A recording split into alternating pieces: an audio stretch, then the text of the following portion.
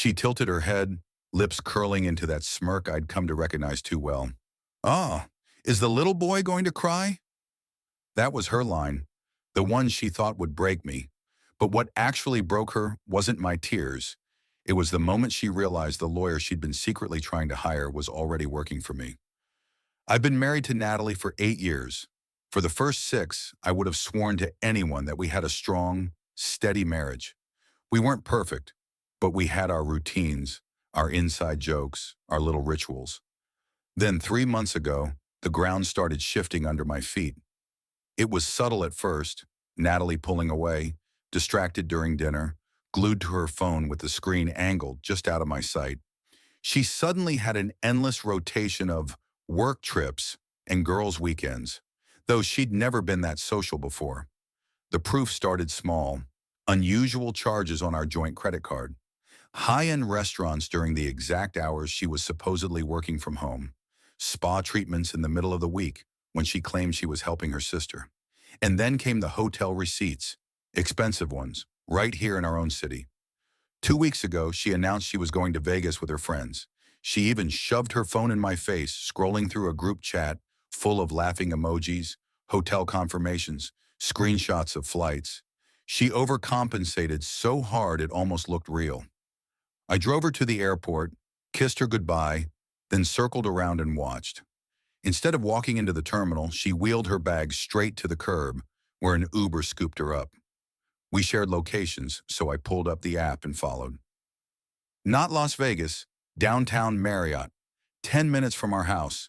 I called my buddy Trevor that night. He went through a brutal divorce a few years back, so if anyone knew the playbook, it was him. His advice was blunt: get a lawyer yesterday, document everything, and for God's sake, don't let her know you know. The very next morning, while Natalie was supposedly having a spa day in Vegas, I sat across from 3 different divorce attorneys.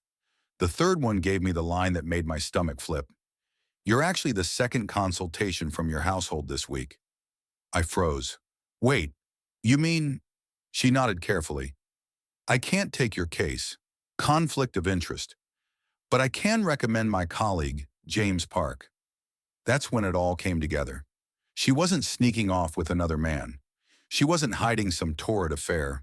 She was plotting her exit, quietly interviewing lawyers while I played the clueless husband at home. I hired James Park on the spot. Natalie came home from her trip 2 days later with a fresh spray tan and stories about losing money at blackjack. I smiled, nodded, acted like the idiot she thought I was. But I documented everything: every receipt, every charge, every lie. Then came the night that blew it wide open. She left her purse open in the bathroom while she showered. Sitting right on top was a Marriott receipt, room service for 2, champagne, oysters. While she was in Vegas, when she came out, I was holding it. "What's this?" Her face flickered through emotions: shock, anger, and finally that smug contempt she wore like armor. "Are you seriously going through my purse? You think I'm cheating? God, you're pathetic." Then she gave me that smirk, tilted her head, and delivered her line like she'd been rehearsing it. "Oh, is the little boy going to cry?" But something inside me shut off. The fear, the confusion, the begging. I was done. "No," I said calmly. "James Park is handling it. You'll hear from him Monday." That smirk slid right off her face. "James Park? How do you know that name?" "Same way I know you met with Elise Hoffman, twice. What was the plan, Nat? Blindside me while I was still trying to save us?" Her skin went pale. Then the screaming started. She ranted about how I'd ruined everything, how she'd been planning this for months. She hurled a wine glass at the wall, screaming for me to get out. I laughed bitterly. "Actually, it's my house, inherited from my grandmother. Never put your name on it. And while you've been burning cash on spas and hotels, I've been paying it off and stacking retirement." That was her idea, by the way. Separate accounts, modern marriage. The irony wasn't lost on me. Monday morning, she was served at work. She called me 36 times that day, then finally sent a text that read, "You've started a war you can't win." 2 days later, I came home to find the locks on my house changed and my car destroyed. She'd poured concrete mix all over it.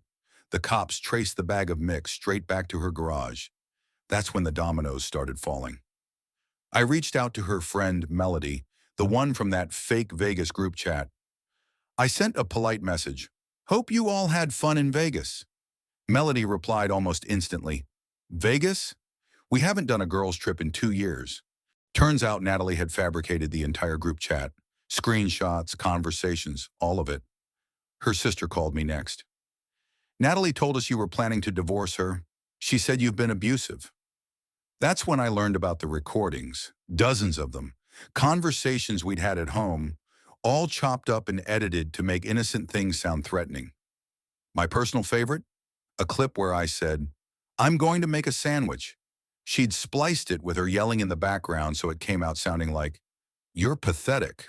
Abuse, apparently. She escalated.